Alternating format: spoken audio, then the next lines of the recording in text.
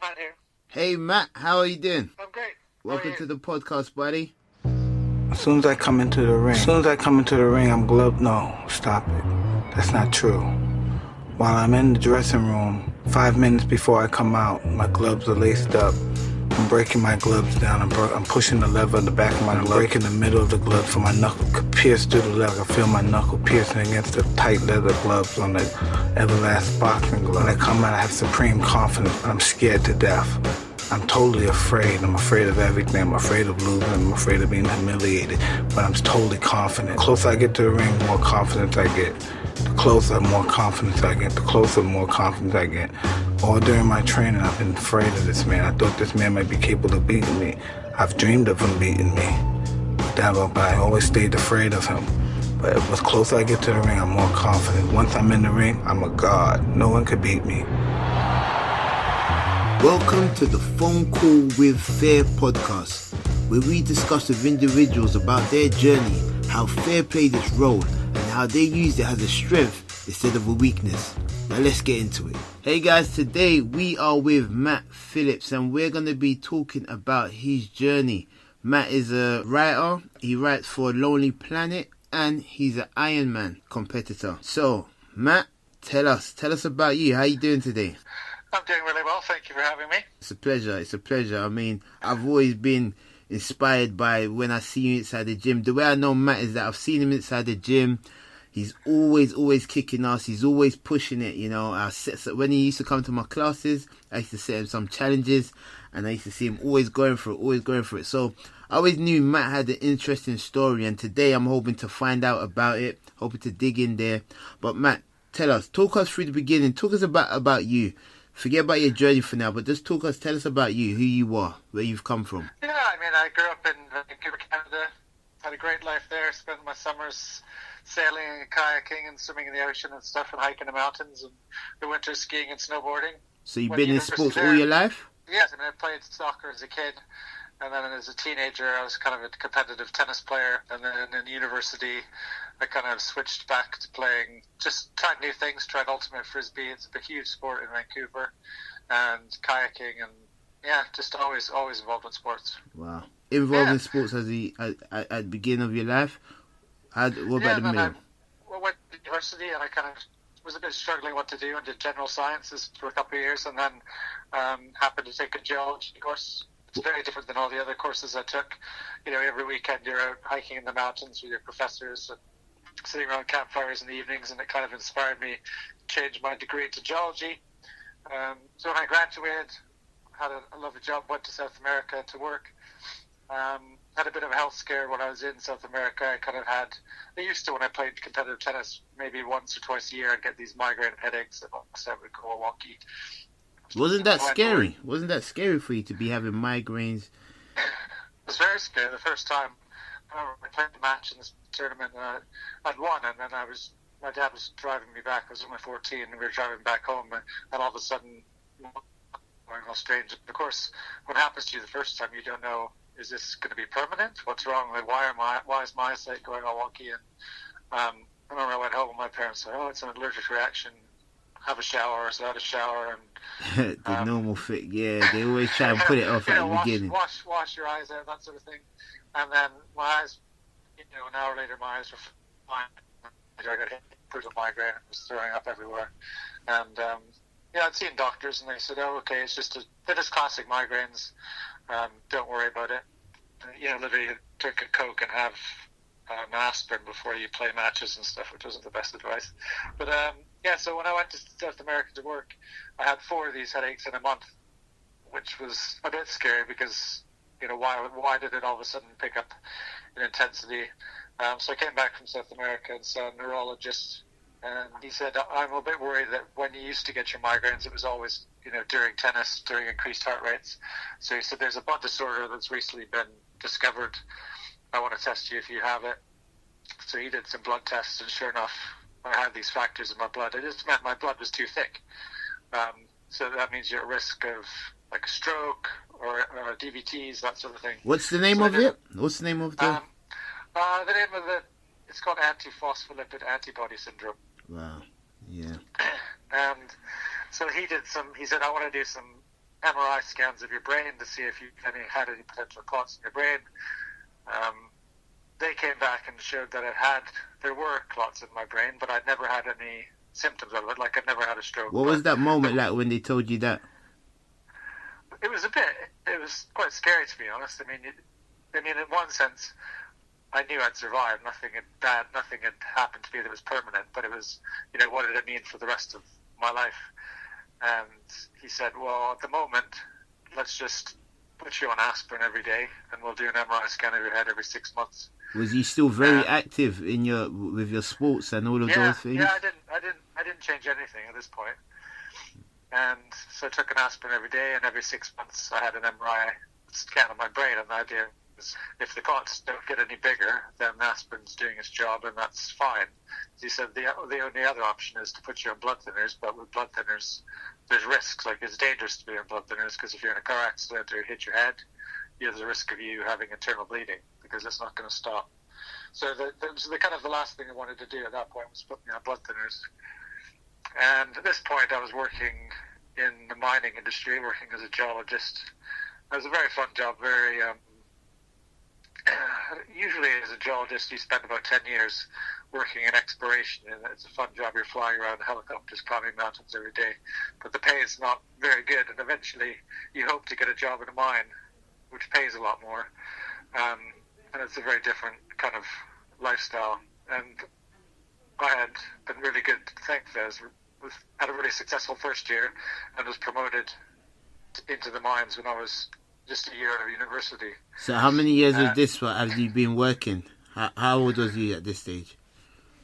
I was 23, 24 at this age. Wow. And it was quite weird because I was promoted quite quickly, so everyone I was working with were in their 30s and 40s. How does that feel? It was exciting, and I was making more money than my parents, and it was a bit weird when you're just at university. And all of a sudden, you're kind of quite successful, and it's like, my boss is like, oh, why don't you buy this, why don't you buy that? It's like, well, I still like living like a student. I like living with my friends. Why would I live by myself? Why would I buy a house? Why would I buy these things? So you didn't go wild with all of that money? No, I had a nice mountain bike, I had a nice snowboard, I had a ski pass. I spent a lot of time doing fun stuff, but in general, I saved the vast majority of the money because I just thought there's no point in spending it all. I mean, it sounds like you was making a lot of money at that time, right? Most people in their 20s, early 20s, making a lot of money, will, live a flamboyant life.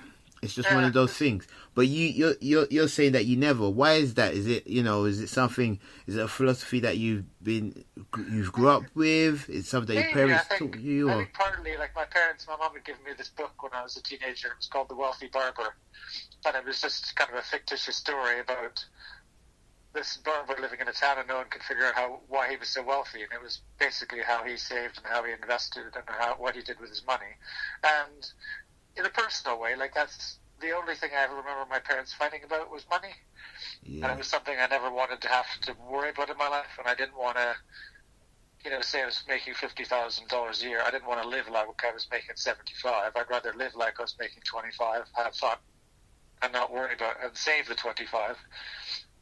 Because one day it may not be there. And I've kind of always had that philosophy. Is like, I live my life, I have a lot of fun, but I save first, and then I have fun with the rest. It's very funny that you say about your parents having arguments about money, and that having an effect on you. And I think that's something that a lot of people go through, and that changes their relationship with money. It changes how they use it, how they see it, what they do with it.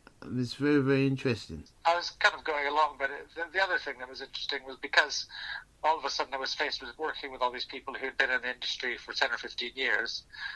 As a 24-year-old, it was a window into what my life would be like. Right. And in the mining industry where I was doing it, was 3 weeks. I'd leave my home in Vancouver, fly up into a remote mountainside in the middle of northwestern British Columbia, and I'd work every day for 3 weeks. And then I'd fly home and have 3 weeks holiday. So I had, 26 weeks off a year, which is brilliant. When you're that young, it's fun. But when you see people who have families and kids and they struggle with, with divorce, having hard relationships with their kids because they're away half of their life. It just kind of opened my eyes to, is this something I want to, pursue and work in this industry for the rest of my life? And I kind of realized if I did, I'd be very wealthy, but I probably wouldn't be very happy. So I was a bit lost, a bit low, because as well, growing up in North America, it's quite materialistic, and you think, oh, that guy's got a nice car. If I had that car, I'd be happier. And all of a sudden, I had all this money and I had all the things I'd ever dreamed of, and I wasn't very happy.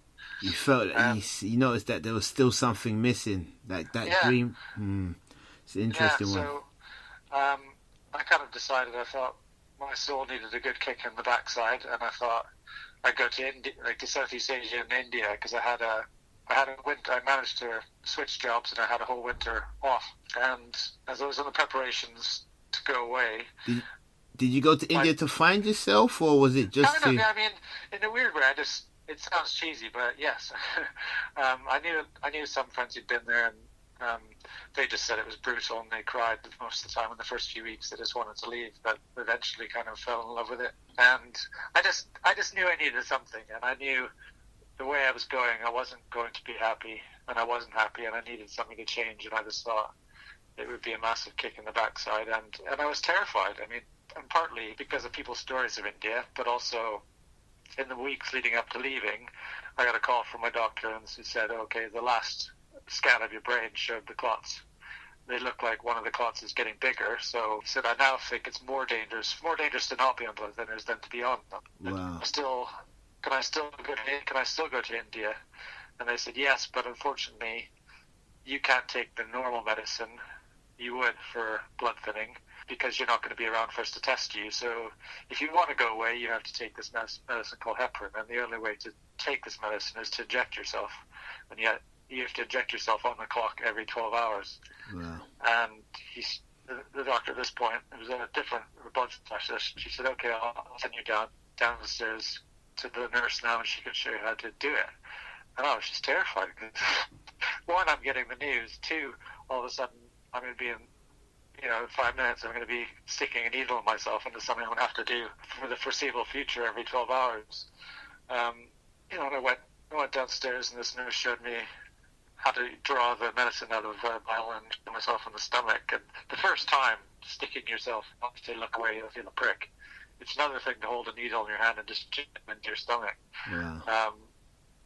So all of a sudden a week later, I was getting on a plane, and I was flying into Bangkok, and I thought, oh my God, like, I've got an 80-liter backpack with me, and half of it syringes. And I just went. I left for that trip thinking I wasn't going to come home, that I was going to die at some point during that 4 months. Whether it was you left home thinking that you're going to die, and you still went. Well, I just thought if I didn't go, I'd be dying as well. Like I'd be kind of condemning to myself to a life of unhappiness if I stayed.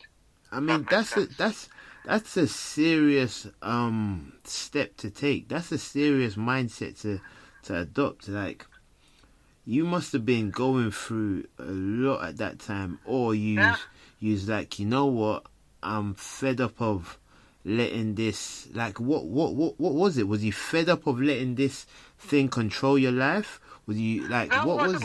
I was just unhappy with life, because I was a bit disillusioned. I was bored. I had money. I had all these things I wanted, but I just wasn't happy, and I was missing something. And I kind of knew I needed more in my life, and I didn't know how to find it. And I thought going away to India and Southeast Asia would be maybe a way of me not just finding myself, but finding what I wanted, giving myself time to think about what I wanted in life. If I wasn't going to stay in mining, maybe think about what other careers I could do. I just knew I needed something big to happen in my life, and I just thought the trip was the best way to do it.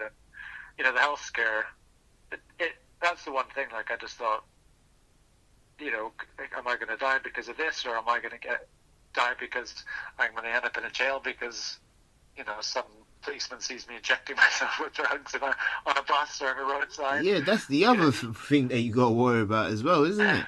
Yeah, well, especially flying in, like, through Southeast Asia where, you know, you can get death penalty for carrying drugs, and you think, oh, who's going to know if I'm at a party and I'm injecting myself, so I'm not going to get arrested, and then think I'm doing, you know, illicit drugs when it's actually medication. But I just decided I needed to go, and the Canadian embassy, I flew into Bangkok, and the Canadian embassy were absolutely brilliant. They were so nice. They got me someone to translate my doctor's note into different languages. They said, okay, well, I said, I'm going to be in India for a few months. Can I leave the rest of my medicine here in case I'm robbed? You know, at least I know all I need to do is get back to Bangkok, and I've got more medicine waiting for me. And so they kept all my medicine refrigerated for me, and they were genius. Wow, that's really nice. Yeah, and you know, partly I think I had about 10 days before I went to India. Once I landed in Bangkok, had 2 days, and 3 days, and I sorted everything with the embassy there, and then I went to Nepal, and I kept meeting people in Nepal who'd just come from India, and this one guy, he was Canadian, he's like, oh, it's a living hell, it's just so brutal, I just had to get out of there, had to escape, and he was just telling me how bad it was, and I was terrified, I was so scared. My goodness, what am I doing? But I still kind of just thought, I just have to go. You have to experience it for yourself, right? I mean, yeah, no, exactly. What's the worst that could happen? You would just realize that that's a place that you didn't like to go at worst, right? Yeah, no, exactly. And I kind of adopted this thing that if it scares me, I have to do it. And it's a weird. Why? Why did you adopt that? I think for one, the trip, I just thought, I was terrified to go, and I just thought, if you turn your back on doing everything that you're scared of doing, you're not going to live your life, really. And doing something that you're scared of or a fear of and accomplishing it is so much the sweeter for it. Does that make sense? And it kind of you feel empowered. Totally. And next time you feel fear, you kind of feel like, well, there's a challenge. We're going to dig into run away that. From it. Something to face, not run away from. Yeah, we're going to dig into that more. Yeah. But I flew. I flew from Kathmandu to Varanasi, which is a city in northern India, and it's kind of one of the most sacred cities in all of India, and it's right on the banks of the Ganges River, which is sacred to Hindus. And in their religion, if you die in Varanasi, and if you're cremated on the banks of the river, and the remains of your body then thrown into the river, you basically skip these steps of reincarnation and rebirth and go straight to nirvana. So thousands of pilgrims make their way to Varanasi to die. So if they're living somewhere else in India and they're near death's door, lots of people will try to get to Varanasi to die and be burnt on the banks of the river there. So, you know, I arrived in a taxi from the airport. You get into the town. It's so crowded, the taxi driver says, okay, this is as far as I can take you. You have to get a rickshaw from here. So then I got out of the taxi, got in a rickshaw, drive for another 10 minutes. He says, okay, this is as far as I can take you. You need to now walk. And it was just, I'd never been in such a crowded city in my entire life. And the smells and the sounds, and it was insane. It was so kind of overwhelming. And eventually I was trying to find a guest house. It was in my guidebook. And I walked through. Was you afraid? How was you feeling? How was you feeling? Was you afraid? You're in a new country. It's busy. I was really scared, but at the same time, I just thought, suck it up and, not suck it up as in like, what's the word I'm looking for? Kind of not just like ignore it, but soak it up, I should say. So at that point you took the mindset of like, this is the road, this is the experience, like just experience it all. Okay. Exactly. And I mean, you pass people carrying dead bodies past you in the street, like going to and from funeral to funeral pyres and stuff like that. And it was insanely intense. And I eventually kind of made my way to where this guest house was, and it was right on the riverbank. And I walked up onto this deck, and all of a sudden, as opposed to just being kind of completely surrounded by people and buildings, you're just standing, looking over this huge empty space that was the river, and the opposite bank of the river was just floodplains, just grass. And it was kind of this moment of peace all of a sudden, and so beautiful. But you look down and you just see all these fires burning, and there's bodies on, like a body in each of these fires, and what a contrast, eh? Yeah, it was an incredible feeling. And when I was there, you see so much death, but you realize that death's just a part of life, and it's a normal thing. And I kind of realized, the biggest tragedy in my whole life wouldn't be dying, which I was really scared of. The biggest tragedy would be if I didn't actually live my life, and that was kind of the biggest transformation for me. It was like, okay, don't live your life trying to avoid getting hurt or trying to avoid dying. Live your life to live. And I saw people, and at that point I just kind of felt this massive weight lifted off me that, you're kind of living with this fear on your shoulders, and all of a sudden you shed it, and you kind of think, okay, it's not something to dominate your life, it's something to motivate you. And if you start, I was reading a book at the time called it's by Paulo Coelho, called The Alchemist. And I've read that book.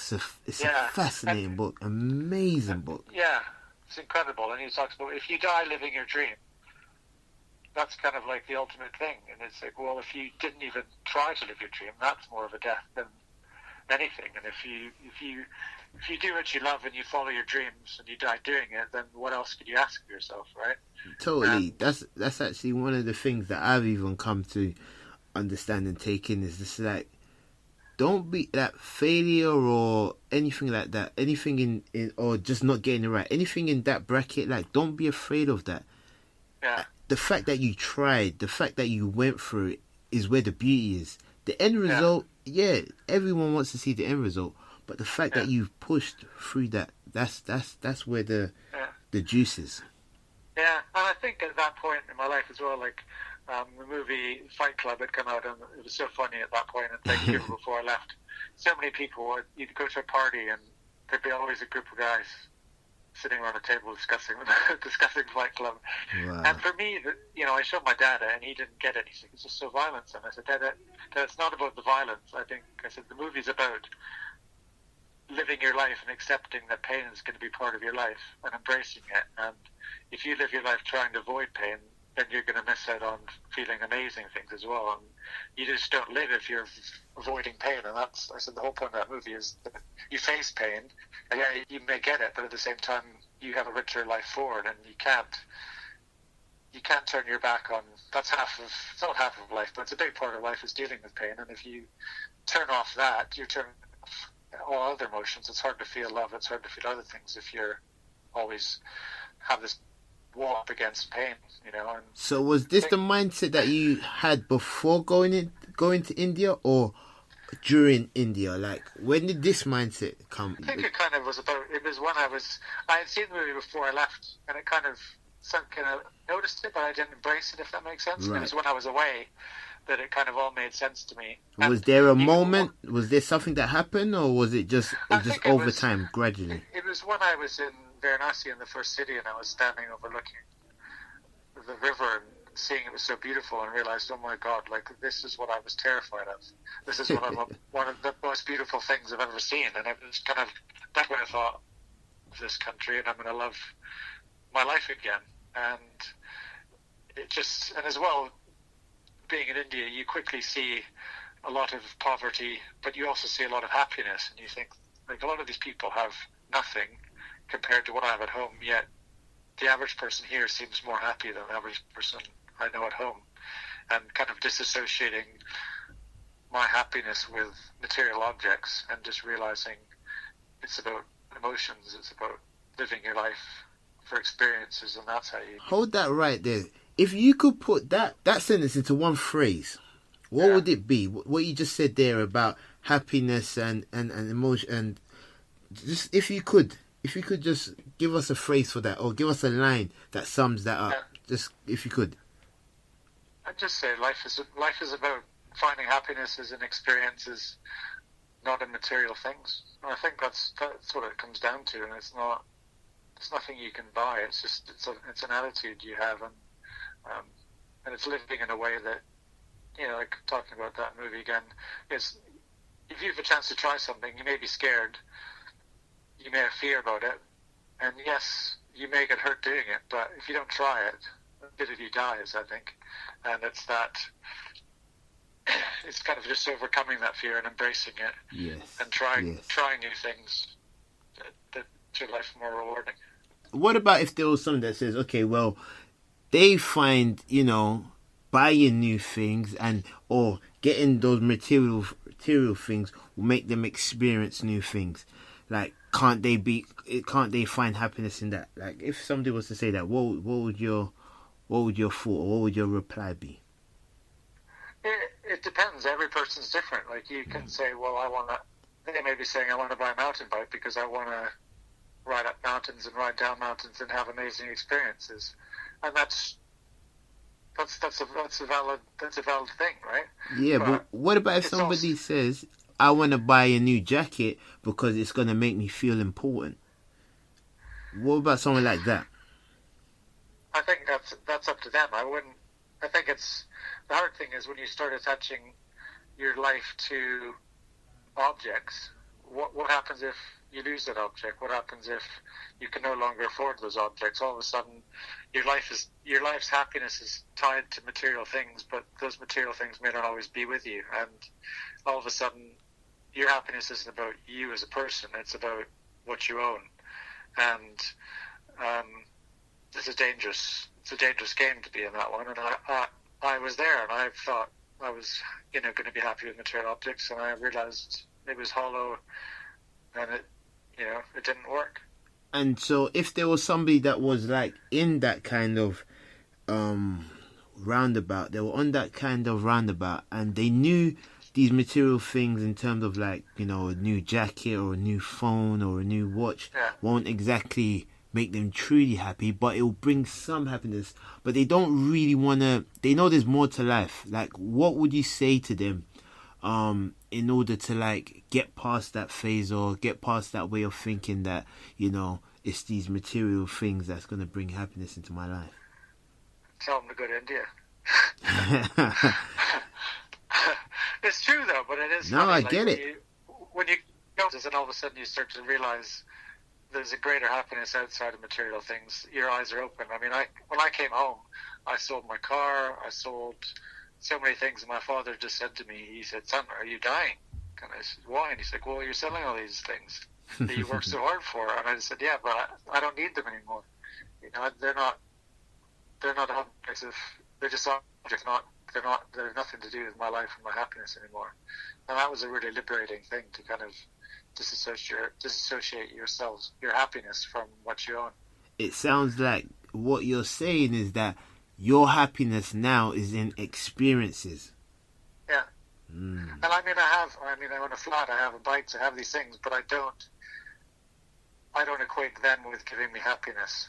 I find my happiness myself, and those are things that you need to eat, you need transportation, you need certain things.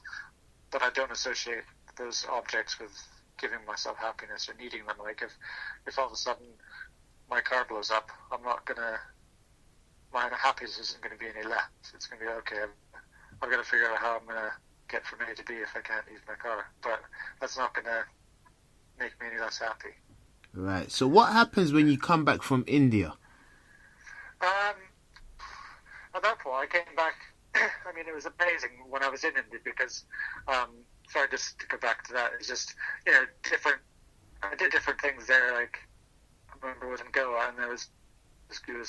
He's about your size, Sam. He's absolutely massive guy.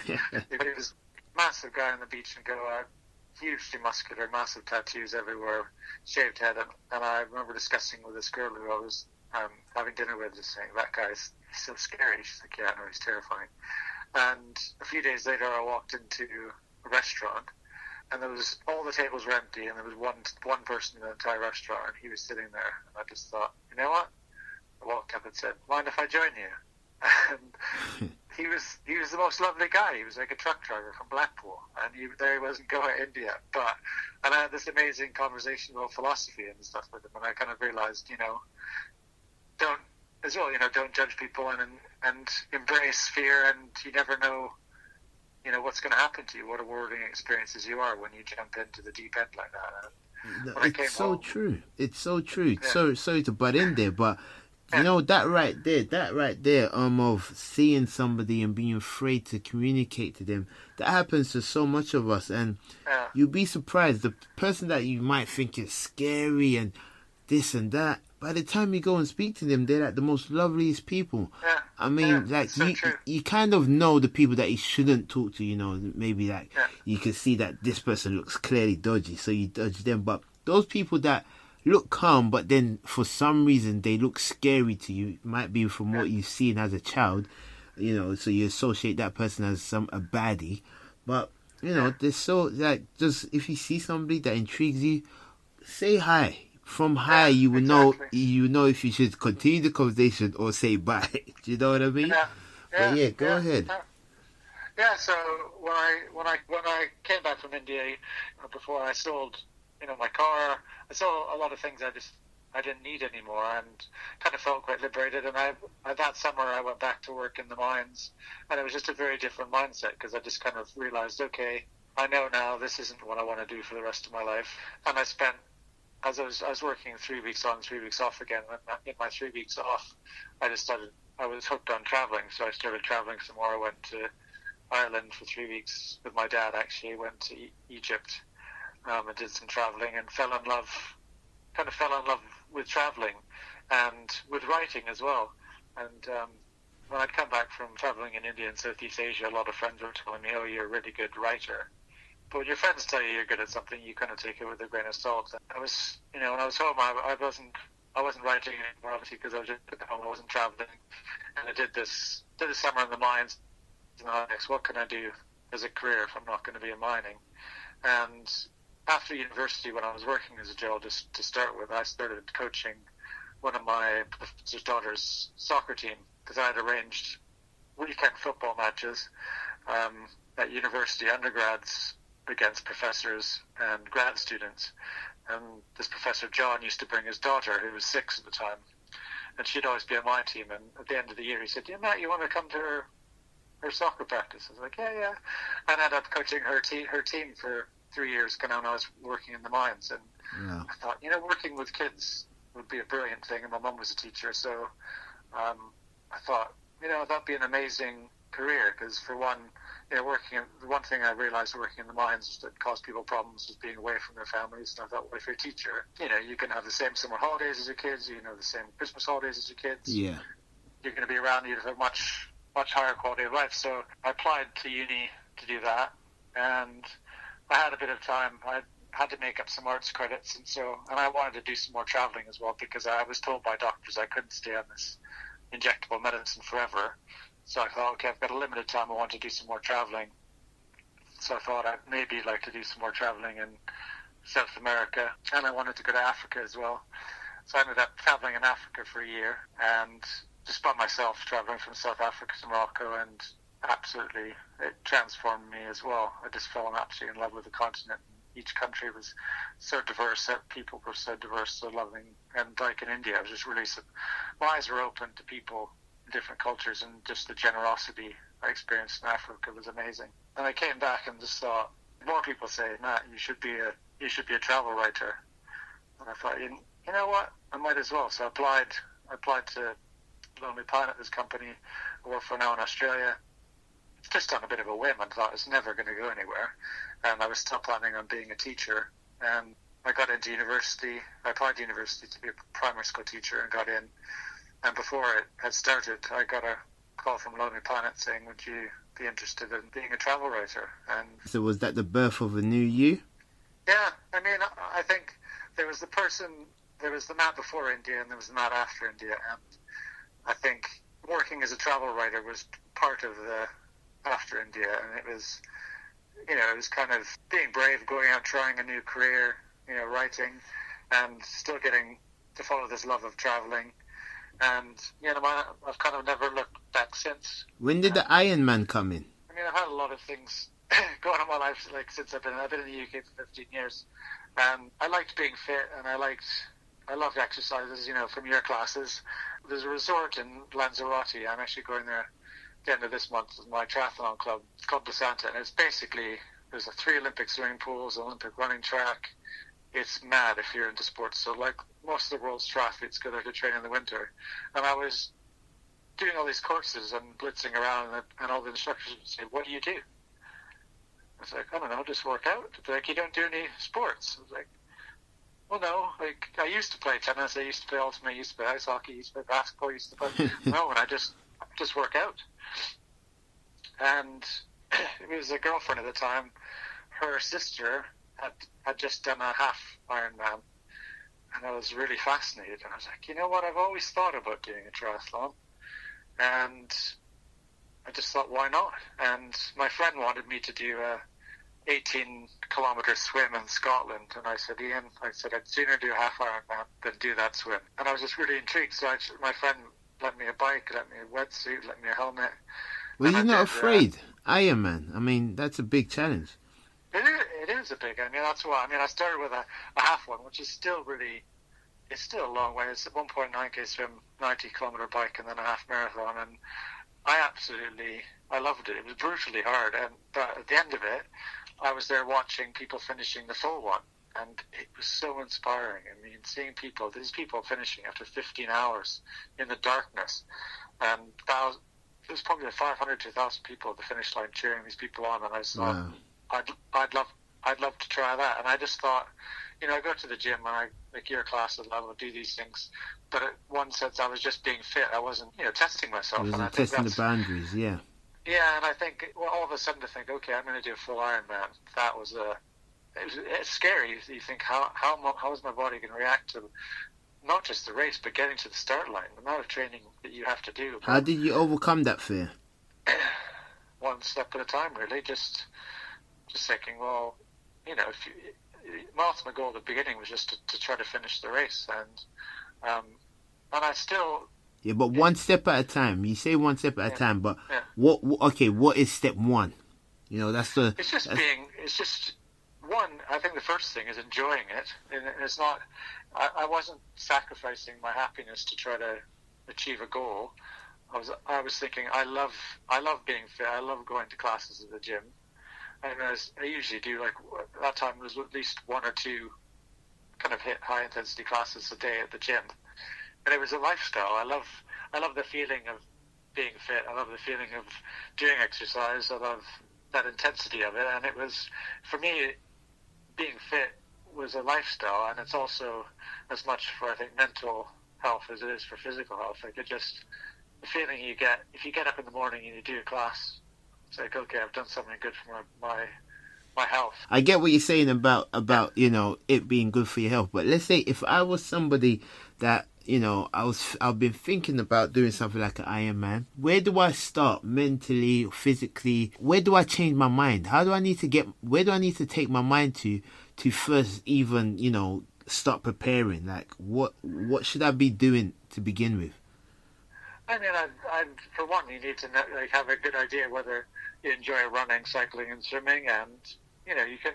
The nice thing about triathlon, there's so many different distances, so you can do like a sprint or even a super sprint triathlon. So like a sprint is like a 750 meter swim, 20k cycle, and a 5k run. So it's about an hour to compete, and if you like that, then you can say, do I want to challenge myself some more? Do I want to try Olympic distance? Do I want to push it even further? Do you double that? Do a half Ironman, or go the whole way and do an Ironman? And some people jump into the deep end. I mean, I kind of jumped into the half Ironman and then went quickly to full. But it depends on what your goals are. What do you have to do mentally? You have to be dedicated, because it's not like 10k, 5k parkrun on the weekend that you can jump in and just do it. It's a lot of, you need to do a lot of training, so you have to be mentally strong and very dedicated, because that's the big thing is, even if you can't just jog around an Ironman course, because you have a finishing time, and if you don't get to the finish line at the cutoff, you don't finish. Wow. And you've got to be quite quick to get to that finish line. So it's just being if you think you're dedicated enough and you want to be fit enough, then I think anyone can do it. If, you could look back at the feeling you had or who you was before you went to India, before the transformation, if you was looking at that person before the transformation, what would you say to that person about life, about fear, about, all the things that they're doing at that time? What would you say to that person? I'd say you're looking for happiness in the wrong places, and you're trying to flip through an IKEA catalogue and make your life and buy everything that you think will make you complete. But at the end of the day, none of that matters. That's just all noise. You need to find happiness within yourself as a person, and that's who you've got to live with the rest of your life. And material things come and go, but you just have to every morning you get up, you need to actually make a decision whether you want to be happy that day or not, and find it within yourself, not find it in a catalogue. And what's your view on fear? I think fear is an incredible motivation. I think it's something to embrace. It's a natural feeling, but at the same time, it's not something if you run away from fear, you're running away from life. Wow. If you run away from fear, you're running away from life. That is really a super one right there. I'm going to take that one with me. Nice. No, I was just going to say, just to round out things, strangely enough, that last year, still seeing myself specialist, still having the odd MRI scan, and I had a routine scan last April. And they weren't expecting to see anything. They just wanted to see if it was any different from a previous one. Went to the gym for a turbo session that night with my triathlon club. Did a class at your gym on Thursday and on Friday. Came back from lunch on Friday. Had 9 missed calls from my doctor, and I thought, this isn't good. And she called me again, and she said, the MRI you had on Wednesday showed you're having a brain hemorrhage. Can you please go straight to the hospital? So talking about fear, that was terrifying. You think you may be about to die, but long story short, they managed to stop the bleed, and in the whole process of that situation that happened, they did tons more blood tests and realized that somehow I no longer had the blood disorder that I had 20 years ago. So in a weird way, having a terrifying event there, thinking I was going to die of a brain hemorrhage, I walk out, a month later, and I have a clean bill of health, and I'm no longer having to take any medicine. So life's funny that way. I'm glad I didn't change my life by being on the medicine. I just kept living my life, but I'm not thinking about it. But it's quite nice to realize, things you think you're saddled with for the rest of your life, sometimes you're not, when things change. Can I ask you a question about that? Yeah. Do you think your training, the way you change your view on life, do you think all of those things had an effect on the thing you was going through, the illness that you was going through? It could have. I mean, people joke at work, they're like, yeah, give it to Matt, he just cured himself because he's always eating healthy and he's always exercising. So it can't hurt. And I think I never chose to dwell on it. I never chose to think of what it was stopping me doing.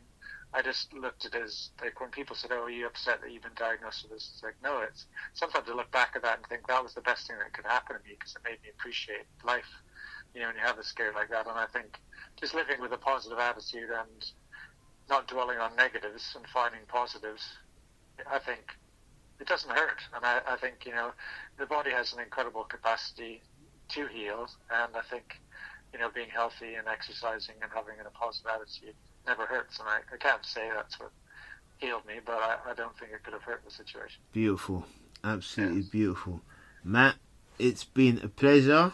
Your story has excited me. It's excited me, and it's confirmed some of the beliefs that I've had about fear, about the last part that you just said about having that positive energy helps heal the body. That really confirms some of my beliefs as well. So I'm glad that there's other people that feel the same way and think the same way that I do as well. So Matt, I'm so grateful for having you on the podcast, giving us your story. Thank you very much. Thank you too. Are you doing any books or anything like that? Besides, part of my story from India was the kind of kicking factor for Lonely Planet to publish a book called The Best Moment of My Life. And it's a lot of people like my story about falling in love in life and realizing that dying wasn't a tragedy, not living was. And so that book came out last year, and where can we find it? Different people.